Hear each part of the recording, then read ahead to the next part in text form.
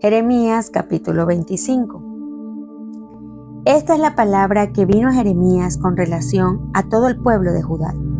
La recibió en el año cuarto del reinado de Joacim, hijo de Josías, rey de Judá, es decir, durante el año primero del reinado de Nabucodonosor, rey de Babilonia. El profeta Jeremías les dijo lo siguiente a todo el pueblo de Judá y a todos los habitantes de Jerusalén.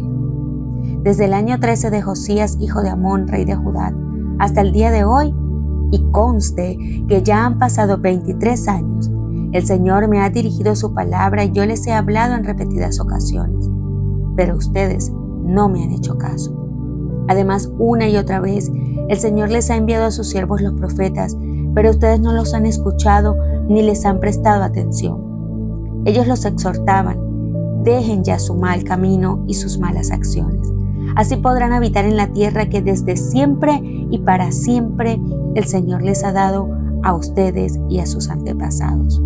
No vayan tras otros dioses para servirles y adorarlos. No me irriten con la obra de sus manos y no les haré ningún mal. Pero ustedes no me obedecieron, afirma el Señor, sino que me irritaron con la palabra de sus manos para su propia desgracia. Por eso, así dice el Señor Todopoderoso: por cuanto no han obedecido mis palabras, yo haré que vengan todos los pueblos del norte y también mi siervo Nabucodonosor, rey de Babilonia. Los traeré contra este país, contra sus habitantes, contra todas las naciones vecinas y los destruiré por completo. Los convertiré en objetos de horror, de burla y de eterna desolación, afirma el Señor. Haré que desaparezcan entre ellos los gritos de gozo y alegría, los cantos de bodas, el ruido del molino y la luz de la lámpara. Todo este país quedará reducido a horror y desolación. Y estas naciones servirán al rey de Babilonia durante 70 años. Pero cuando se hayan cumplido los 70 años, yo castigaré por su iniquidad al rey de Babilonia y a aquella nación, país de los caldeos, y los convertiré en desolación perpetua, afirma el Señor. Haré que vengan sobre ese país todas las amenazas que le anuncié, todo lo que está registrado en este libro y que Jeremías ha profetizado contra las naciones.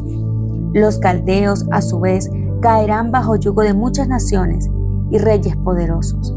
Así les daré lo que merecen su conducta y sus hechos. El Señor, el Dios de Israel, me dijo: toma de mi mano esta copa del vino de mi ira y dásela a beber a todas las naciones a las que yo te envíe. Cuando ellas la beban, se tambalearán y perderán el juicio a causa de la espada que voy a enviar contra ellos. Tomé de la mano del Señor la copa, se la di a beber a todas las naciones a las cuales el Señor me envió, a Jerusalén y a las ciudades de Judá, a sus reyes y a sus jefes, para convertirlos en ruinas, en motivo de horror, burla y maldición, como hoy se puede ver. También se la di a beber al faraón, rey de Egipto, y a sus siervos y jefes y a todo su pueblo, a todos los forasteros, a todos los reyes del país de Uz y a todos los reyes del país de los filisteos, a los de Ascalón, Gaza, Ecrón, a los sobrevivientes de Asdod, a Edom y Moab, a los hijos de Amón, a todos los reyes de Tiro y de Sidón, a todos los reyes de las costas al otro lado del mar, a Dedam, Tema y Bus, a todos los pueblos que se rapan las sienes, a todos los reyes de Arabia, a todos los reyes de las diferentes tribus del desierto, a todos los reyes de Simri, Elán y Media, a todos los reyes del norte, cercanos o lejanos entre sí, y a todos los reinos que están sobre la faz de la tierra. Y después de ellos beberá el rey de Sesac. Tú le dirás: así dice el Señor Todopoderoso, el Dios de Israel: beban, emborráchense, vomiten y caigan para no levantarse más, por causa de la espada que estoy por mandar contra ustedes. Pero si se niegan a tomar de tu mano la copa y beberla, tú les dirás: así dice el Señor Todopoderoso: tendrán que beberla. Desataré calamidades contra la ciudad que lleva mi nombre. ¿Y creen ustedes que no los voy a castigar? Al contrario, serán castigados, afirma el Señor Todopoderoso, porque yo desenvaino la espada contra todos los habitantes de la tierra. Tú, Jeremías, profetiza contra ellos todas estas palabras. Ruge el Señor desde lo alto, desde su santa morada hace tronar su voz. Ruge violento contra su rebaño, grita como los que pisan la uva, contra todos los habitantes del mundo. El estruendo llega hasta los confines de la tierra, porque el Señor litiga contra las naciones, enjuicia a todos los mortales y pasa por la espada a los malvados, afirma el Señor. Así dice el Señor Todopoderoso: la calamidad se extiende de nación en nación, una terrible tempestad se desata desde los confines de la tierra. En aquel día, las víctimas del Señor quedarán tendidas de un extremo a otro de la tierra. Nadie las llorará, ni las recogerá, ni las enterrará. Se quedarán sobre la faz de la tierra como el estiércol. Giman pastores y clamen. Revuélcanse en el polvo, jefes del rebaño, porque les ha llegado el día de la matanza. Serán dispersados y caerán como carneros escogidos. Los pastores no tendrán escapatoria. No podrán huir de los jefes del rebaño. Escuchen el clamor de los pastores y el gemido de los jefes del rebaño, porque el Señor destruye sus pastizales. Las hermosas praderas son asoladas a causa de la ardiente ira del Señor. Como león que deja abandonada su guarida, el Señor ha dejado desolado a su país a causa de la espada devastadora, a causa de la ardiente ira del Señor. Jeremías capítulo 26. Al comienzo del reinado de Joacín, hijo de Josías, rey de Judá, vino a Jeremías esta palabra del Señor. Así dice el Señor: párate en el atrio de la casa del Señor y di a todas las palabras que yo te ordene a todas las ciudades de Judá que vienen a adorar a la casa del Señor. No omitas ni una sola palabra. Tal vez te hagan caso y se conviertan de su mal camino. Si lo hacen, me arrepentiré del mal que pensaba hacerles por causa de sus malas acciones. Tú las advertirás que así dice el Señor: si no me obedecen ni se ciñen a la ley que yo les he mandado, y si no me escuchan las palabras de mis siervos los profetas, a quienes una y otra vez he enviado y ustedes han desobedecido, entonces haré con esta casa lo mismo que hice con Silo. Haré de esta ciudad una maldición para todas las naciones de la tierra. Los sacerdotes, los profetas y el pueblo entero oyeron estas palabras que el profeta Jeremías pronunció en la casa del Señor. Pero en cuanto Jeremías terminó de decirle al pueblo todo lo que el Señor le había ordenado, los sacerdotes y los profetas y todo el pueblo lo apresaron y le dijeron: vas a morir. ¿Por qué has profetizado en el nombre del Señor que esta casa se quedará como Silo y que esta ciudad quedará desolada y deshabitada? Y todo el pueblo que estaba en la casa del Señor se abalanzó sobre Jeremías. Cuando los jefes de Judá escucharon estas cosas, fueron del palacio del rey a la casa del Señor. Se apostaron a la entrada de la puerta nueva del templo, y allí los sacerdotes y los profetas dijeron a los jefes y a todo el pueblo: este hombre debe ser condenado a muerte porque ha profetizado contra esta ciudad, tal como ustedes lo han escuchado con sus propios oídos. Pero Jeremías les dijo a todos los jefes y a todo el pueblo: el Señor me envió para profetizar contra esta casa y contra esta ciudad todas las cosas que ustedes han escuchado. Así que enmienden ya su conducta y sus acciones y obedezcan al Señor su Dios, y el Señor se arrepentirá del mal que les ha anunciado. En cuanto a mí, estoy en manos de ustedes. Hagan conmigo lo que mejor les parezca, pero sepan que si ustedes me matan, estarán derramando sangre inocente sobre ustedes mismos y sobre los habitantes de esta ciudad. Lo cierto es que el Señor me ha enviado que les anuncie claramente todas estas cosas. Los jefes y todo el pueblo dijeron a los sacerdotes y a los profetas: este hombre no debe ser condenado a muerte, porque nos ha hablado en el nombre del Señor nuestro Dios. Entonces, algunos de los ancianos del país se levantaron y le recordaron a toda la asamblea del pueblo que durante el reinado de Ezequías, Miqueas de Moreset había profetizado a todo el pueblo de Judá. Así dice el Señor Todopoderoso: Sión será arada como un campo, Jerusalén quedará en ruinas y las montañas del templo se volverán un bosque. ¿Acaso Ezequías, rey de Judá, y todo su pueblo mataron a Miqueas? ¿No es verdad que Ezequías temió al Señor y le pidió su ayuda y que el Señor se arrepintió del mal que les había anunciado? Sin embargo, nosotros estamos por provocar nuestro propio mal. Hubo también otro profeta de nombre Urías, hijo de Semaías, de Kiriat Yarim. que profetizaba en el nombre del Señor, y éste profetizó contra la ciudad y contra el país, tal y como lo hizo Jeremías. Cuando el rey Joacim y sus funcionarios y jefes oyeron sus palabras, el rey intentó matarlo, pero al enterarse Urías tuvo miedo y escapó a Egipto. Después el rey Joacim envió a Egipto a Elnatán, hijo de Acbor, junto a otros hombres, y ellos sacaron de Egipto a Urías y lo llevaron ante el rey Joacim, quien mandó que mataran a Urías a filo de espada y que arrojaran su cadáver a la fosa común. Sin embargo, Ahicam, hijo de Safán, protegió a Jeremías y no permitió que cayera en manos del pueblo ni que lo mataran. Lucas capítulo 5 versículos 27 al 39. Después de esto, salió Jesús y se fijó en un recaudador de impuestos llamado Leví, sentado a la mesa donde cobraba. «Sígueme», le dijo Jesús. Y Leví se levantó, lo dejó todo y lo siguió. Luego Leví le ofreció a Jesús un gran banquete en su casa, y había allí un grupo numeroso de recaudadores de impuestos y otras personas que estaban comiendo con ellos. Pero los fariseos y los maestros de la ley, que eran de la misma secta, les reclamaban a los discípulos de Jesús: «¿Por qué comen y beben ustedes con recaudadores de impuestos y pecadores? No son los sanos los que necesitan médicos, sino los enfermos», les contestó Jesús. No he venido a llamar a justos, sino a pecadores para que se arrepientan».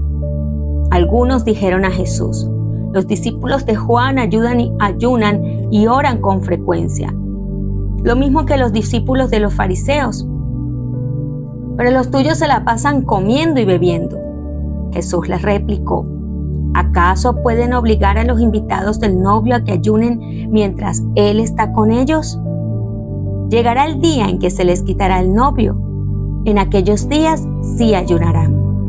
Les contó esta parábola: «Nadie quita un retazo de un vestido nuevo para remendar un vestido viejo. De hacerlo así, habrá rasgado el vestido nuevo, y el retazo nuevo no hará juego con el vestido viejo.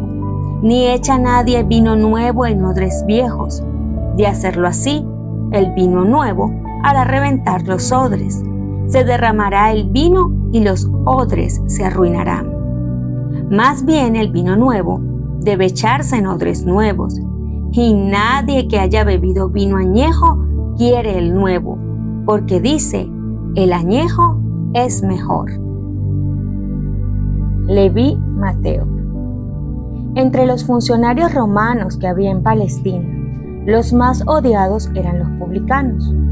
El hecho de que las contribuciones eran impuestas por una potencia extraña era motivo de continua irritación para los judíos, pues les recordaba que su independencia había desaparecido, y los cobradores de impuestos no eran simplemente instrumentos de la opresión romana. Cometiendo extorsiones por su propia cuenta, se enriquecían a expensas del pueblo. Un judío que aceptaba este cargo de mano de los romanos era considerado como traidor a la honra de su nación. Se le despreciaba como apóstata, se le clasificaba con los más viles de la sociedad. A esta clase pertenecía Leví Mateo, quien después de los 4 discípulos de Genezaret fue el siguiente en ser llamado al servicio de Cristo. Los fariseos habían juzgado a Mateo según su ejemplo, pero Jesús vio en este hombre un corazón dispuesto a recibir la verdad. Mateo había escuchado la enseñanza del Salvador, en la senda en que el convincente Espíritu de Dios le revelaba su pecaminosidad. Anhelaba pedir ayuda a Cristo, pero estaba acostumbrado al carácter exclusivo de los rabinos y no había creído que este gran maestro se fijaría en él. Sentado en su garita de peaje un día, el publicano vio a Jesús que se acercaba. Grande fue su asombro al oírle decir: «Sígueme». Mateo, dejadas todas las cosas, levantándose, le siguió. No vaciló ni dudó, ni recordó el negocio lucrativo que iba a cambiar por la pobreza y las penurias. Le bastaba estar con Jesús, poder escuchar sus palabras y unirse con Él en su obra. Así, había sido con los discípulos antes llamados. Cuando Jesús invitó a Pedro y a sus compañeros a seguirle, dejaron inmediatamente sus barcos y sus redes. Algunos de estos discípulos tenían deudos que dependían de ellos para su sostén, pero cuando recibieron la invitación del Salvador, no vacilaron ni preguntaron: ¿cómo viviré y sostendré mi familia? Fueron obedientes al llamamiento, y cuanto más tarde Jesús les preguntó: cuando os envié sin bolsa y sin alforja y sin zapatos, ¿os faltó algo? Pudieron responder: nada. A Mateo en su riqueza y a Andrés y Pedro en su pobreza llegó la misma prueba, y a cada uno hizo la misma consagración. En el momento del éxito, cuando las redes estaban llenas de peces y eran más fuertes los impulsos de la vida antigua, Jesús pidió a los discípulos a orillas del mar que lo dejaran todo para dedicarse a la obra del Evangelio. Así también es probada cada alma, para ver si el deseo de los bienes temporales prima sobre el de la comunión con Cristo. Los buenos principios son siempre exigentes. Nadie puede tener éxito en el servicio de Dios a menos que todo su corazón esté en la obra y tenga todas las cosas por pérdida frente a la excelencia del conocimiento de Cristo. Nadie que haga reserva de alguna puede ser discípulo de Cristo, y mucho menos puede ser su colaborador. Cuando los hombres aprecien la gran salvación, se verá en su vida el sacrificio propio que se vio en la de Cristo. Se regocijarán en seguirle a donde quiera que los guíe. El llamamiento de Mateo al discipulado produjo una gran indignación. Que un maestro religioso eligiese a un publicano como uno de sus acompañantes inmediatos era una ofensa contra las costumbres religiosas, sociales y nacionales. Apelando a los prejuicios de la gente, los fariseos esperaban volver contra Jesús la corriente del sentimiento popular. Se creó un extenso interés entre los publicanos. Su corazón fue atraído hacia el Divino Maestro. En el gozo de su nuevo discipulado, Mateo anhelaba llevar a Jesús sus antiguos asociados. Por consiguiente, dio un banquete en su casa y convocó a sus parientes y amigos. No solo fueron incluidos los publicanos, sino también muchos otros de reputación dudosa, proscritos por sus vecinos más escrupulosos. El agasajo fue dado en honor de Jesús, y él no vaciló en aceptar la cortesía. Bien sabía que ésta ofendería al partido farisaico y le comprometería a los ojos del pueblo. Pero ninguna cuestión de política podía influir en sus acciones. Para él no tenía peso las distinciones externas. Lo que atraía a su corazón era un alma sedienta del agua de vida. Jesús se sentó como huésped honrado en la mesa de los publicanos, demostrando por su simpatía y amabilidad social que reconocía la dignidad de la humanidad, y los hombres anhelaban hacerse dignos de su confianza. Sobre sus corazones sedientos caían sus palabras con poder bendecido y vivificador, despertando nuevos impulsos y presentando la posibilidad de una nueva vida a estos parias de la sociedad. En reuniones tales como esta, no pocos fueron impresionados por la enseñanza del Salvador, aunque no le reconocieron hasta después de su ascensión. Cuando el Espíritu Santo fue derramado y 3,000 fueron convertidos en un día, había entre ellos muchos que habían oído por primera vez la verdad en la mesa de los publicanos, y algunos de ellos llegaron a ser mensajeros del Evangelio. Para Mateo mismo, el ejemplo de Jesús en el banquete fue una constante lección. El publicano despreciado vino a ser uno de los evangelistas más consagrados, y en su propio ministerio siguió muy de cerca las pisadas del Maestro. Cuando los rabinos supieron de la presencia de Jesús en la fiesta de Mateo, aprovecharon la oportunidad para acusarle, pero decidieron obrar por medio de los discípulos, despertando sus prejuicios, esperando enajenarlos de su Maestro.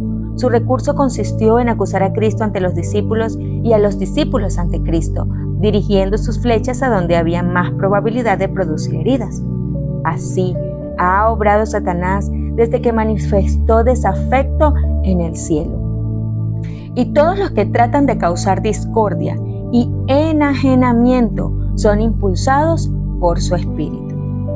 ¿Por qué come vuestro maestro con los publicanos y pecadores?, preguntaron los envidiosos rabinos. Jesús no esperó que sus discípulos contestasen la acusación, sino que Él mismo replicó: los que están sanos no tienen necesidad de médico, sino los enfermos. Andad pues y aprended qué cosa es misericordia quiero y no sacrificio, porque no he venido a llamar justos, sino pecadores a arrepentimiento.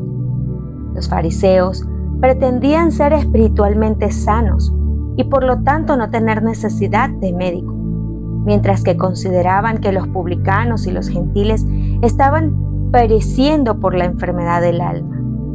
¿No consistía pues su obra como médico en ir a la clase que necesitaba su ayuda?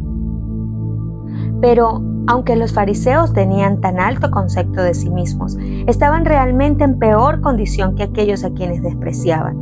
Los publicanos tenían menos fanatismo y suficiencia propia, y así eran más susceptibles a la influencia de la verdad. Jesús dijo a los rabinos: andad pues y aprender qué cosa es misericordia quiero y no sacrificio. Así demostró que mientras aseveraban exponer la palabra de Dios, ignoraban completamente su espíritu. Los fariseos fueron acallados por el momento, pero quedaron tanto más resueltos en su enemistad. Buscaron luego a los discípulos de Juan el Bautista y trataron de levantarlos contra el Salvador.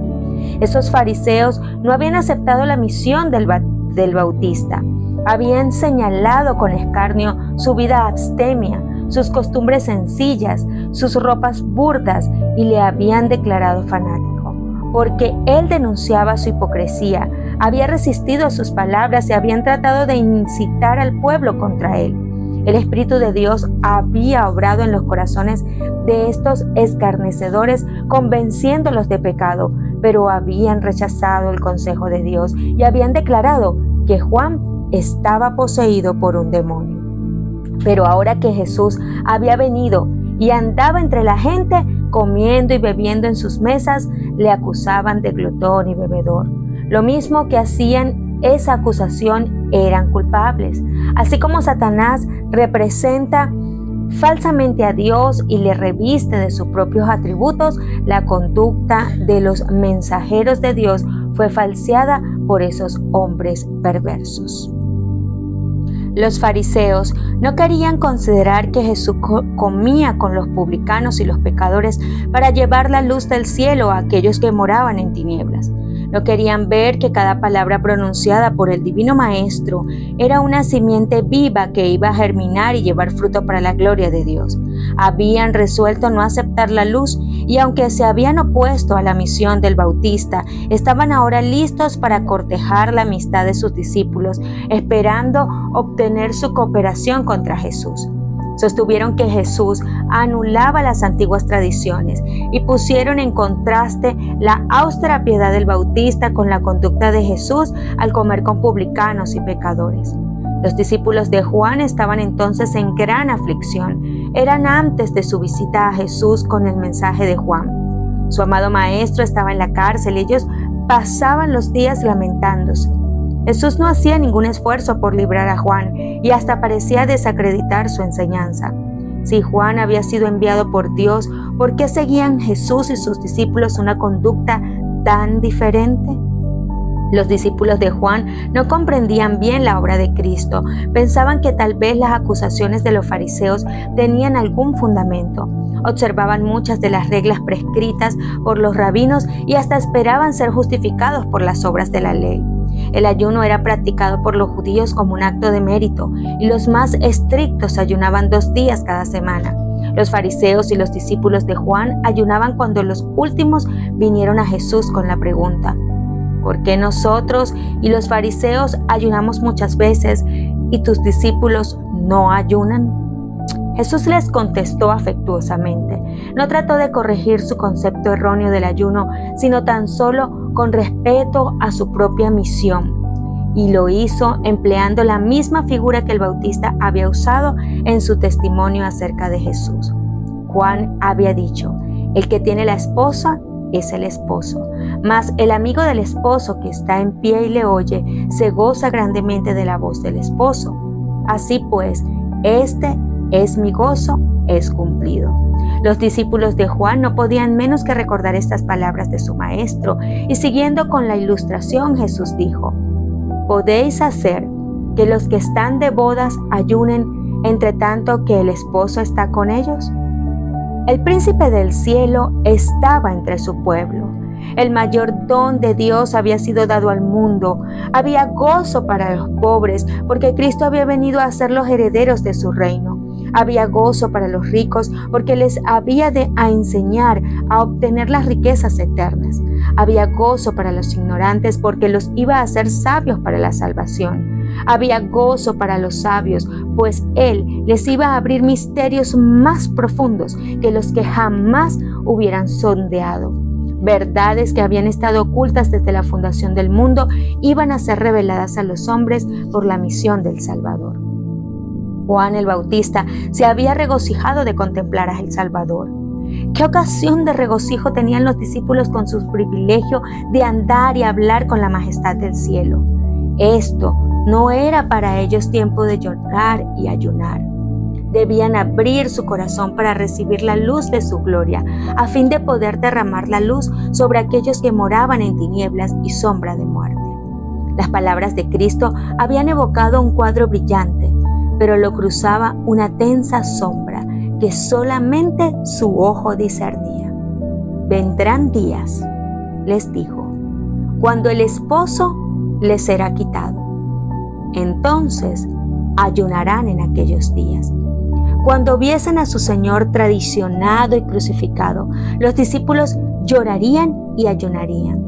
En las últimas palabras que les dirigiera en el aposento alto, dijo: un poquito y no me veréis, y otra vez un poquito y me veréis. De cierto os digo que vosotros lloraréis y lamentaréis, y el mundo se alegrará. Empero, aunque vosotros estaréis tristes, vuestra tristeza se tornará en gozo. Cuando saliese de la tumba, su tristeza se trocaría en gozo.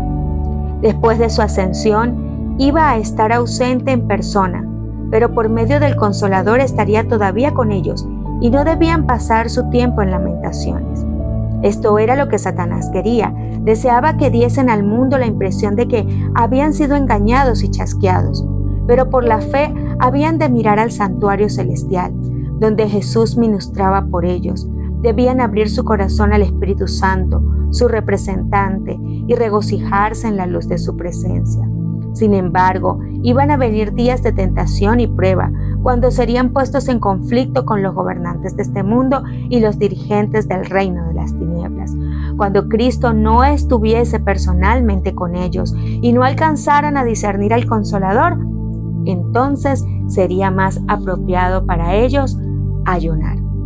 Los fariseos trataban de exaltarse por su rigurosa observancia de las formas, mientras que su corazón estaba lleno de envidias y disensión. He aquí, dicen las Escrituras, que para contiendas y debates ayunáis, y para herir con el puño inicuamente, no ayunéis como hoy, para que vuestra voz sea oída en lo alto. ¿Es tal el ayuno que yo escogí? Que de día aflija el hombre su alma, que encorve su cabeza como junco y haga cama de saco y ceniza. ¿Llamaréis esto ayuno y día agradable a Jehová? El verdadero ayuno no es una sencilla práctica ritual. La Escritura describe así el ayuno que Dios ha escogido: desatar las ligaduras de impiedad, deshacer los haces de opresión y dejar ir libres a los quebrantados. Y que rompáis todo yugo, que derramares tu alma al hambriento y saciares el alma afligida. En estas palabras se presenta el espíritu y el carácter de la obra de Cristo. Toda su vida fue un sacrificio de sí mismo por la salvación del mundo. Ora ayunase en el desierto de la tentación. Ora comiese con los publicanos en el banquete de Mateo. Estaba dando su vida para la redención de los perdidos. El verdadero espíritu de devoción no se manifiesta en ociosos lamentos, ni en la mera humillación corporal y los múltiples sacrificios, sino en la entrega del yo a un servicio voluntario a Dios y al hombre. Continuando su respuesta a los discípulos de Juan, Jesús pronunció una parábola diciendo: Nadie mete remedio de paño nuevo en vestido viejo. De otra manera, el nuevo rompe y al viejo no conviene remedio nuevo. El mensaje de Juan el Bautista no había de entretejerse con la tradición y la superstición. Una tentativa de fusionar la hipocresía de los fariseos con la devoción de Juan no lograría sino hacer más evidente el abismo que había entre ellos. Ni tampoco podía unirse los principios de la enseñanza de Cristo con las formas del farisaísmo. Cristo no había de cerrar la brecha hecha por las enseñanzas de Juan. Él iba a hacer aún más definida la separación entre lo antiguo y lo nuevo. Jesús ilustró aún más este hecho diciendo: Nadie echa vino nuevo en cueros viejos. De otra manera, el vino nuevo romperá los cueros, y el vino se derramará, y los cueros se perderán. Los odres que se usaban como recipientes para el vino nuevo después de un tiempo se secaban y volvían quebradizos, y ya no podían servir con el mismo fin. En esta ilustración familiar, Jesús presentó la condición de los dirigentes judíos. Sacerdotes, escribas y gobernantes estaban todos sumidos en una rutina de ceremonias y tradiciones. Sus corazones se habían contraído como los odres resecados a los cuales se los había comparado. Mientras permanecían satisfechos con una religión legal, les era imposible ser depositarios de la verdad viva del cielo. Pensaban que para todo bastaba su propia justicia y no deseaban entrarse en un nuevo elemento en su religión. No aceptaban la buena voluntad de Dios para con los hombres como algo separado de ello. La relacionaban con el mérito propio de sus buenas obras de fe. La fe que obraba por amor y purifica el alma no hallaba donde unirse con la religión de los fariseos compuesta de ceremonias y de órdenes humanas. El esfuerzo de aunar las enseñanzas de Jesús con la rebelión establecida sería vano. La verdad vital de Dios, como el vino en fermentación, reventaría los viejos y decadentes odres de la tradición farisaica. Los fariseos se creían demasiado sabios para necesitar instrucción, demasiado justos para necesitar salvación, demasiado altamente honrados para necesitar la honra que proviene de Cristo. El Salvador se apartó de ellos para hallar en otros que quisieran recibir el mensaje del cielo. En los pecadores sin instrucción, en los publicanos de la plaza, en la mujer de Samaria, en el vulgo que le oía gustosamente, halló sus nuevos odres para el nuevo vino. Los instrumentos que han de ser usados en la obra del Evangelio son las almas que reciban gustosamente la luz que Dios les manda. Son sus agentes para impartir el conocimiento de la verdad al mundo. Si por medio de la gracia de Cristo los suyos quieren llegar a ser nuevos odres, los llenará con nuevo vino. La enseñanza de Cristo, aunque representada por el nuevo vino, no era una doctrina nueva, sino la revelación de lo que había sido enseñado desde el principio. Pero para los fariseos, la verdad de Dios había perdido su significado y hermosura originales. Para ellos, la enseñanza de Cristo era nueva en casi todo aspecto y no la reconocían ni aceptaban. Jesús señaló el poder que la falsa enseñanza tiene para destruir el aprecio y el deseo de la verdad. Ninguno, dijo él, que bebiere del añejo quiere luego el nuevo, porque dice, el añejo es mejor. Toda la verdad que había sido dada al mundo por los patriarcas y los profetas resplandecía con nueva belleza en las palabras de Cristo. Pero los escribas y fariseos no deseaban el precioso vino nuevo, hasta que no se vaciasen de sus viejas tradiciones, costumbres y prácticas, no tenían en su mente o corazón lugar para las enseñanzas de Cristo. Se aferraban a las formas muertas y se apartaban de la verdad viva y del poder de Dios. Esto ocasionó la ruina de los judíos y será la ruina de muchas almas en nuestros tiempos. Miles están cometiendo el mismo error que los fariseos, a quienes Cristo reprendió en el festín de Mateo. Antes que renunciar a alguna idea que les es cara o descartar algún ídolo de su opinión. Muchos rechazan la verdad que desciende del Padre de las luces. Confían en sí mismos y dependen de su propia sabiduría, y no comprenden su pobreza espiritual. Insisten en ser salvos de alguna manera por la cual puedan realizar alguna obra importante. Cuando ven que no pueden entretejer el yo en esa obra, rechazan la salvación provista. Una religión legal no puede nunca conducir las almas a Cristo porque es una religión sin amor y sin Cristo. El ayuno o la oración, motivada por un espíritu de justificación propia, es abominación a Dios. La solemne asamblea para adorar, la repetición de ceremonias religiosas, la humillación externa, el sacrificio imponente, proclaman que el que hace esas cosas se considera justo, con derecho al cielo. Pero es todo un engaño. Nuestras propias obras no pueden nunca comparar la salvación. Como fue en los días de Cristo, así es hoy. Los fariseos no conocen su indigencia espiritual. A ellos llega el mensaje porque tú dices, yo soy rico y estoy enriquecido y no tengo necesidad de ninguna cosa. Y no conoces que tú eres un cuitado y miserable y pobre y ciego y desnudo. Yo te amonesto que de mí compres oro afinado en fuego para que seas hecho rico, que seas vestido de vestiduras blancas para que no se descubra la vergüenza de tu desnudez. La fe y el amor son el oro probado en el fuego. Pero en el caso de muchos, el oro se ha empañado y se ha perdido el rico tesoro. La justicia de Cristo es para ellos como un manto sin estrenar, una fuente sellada.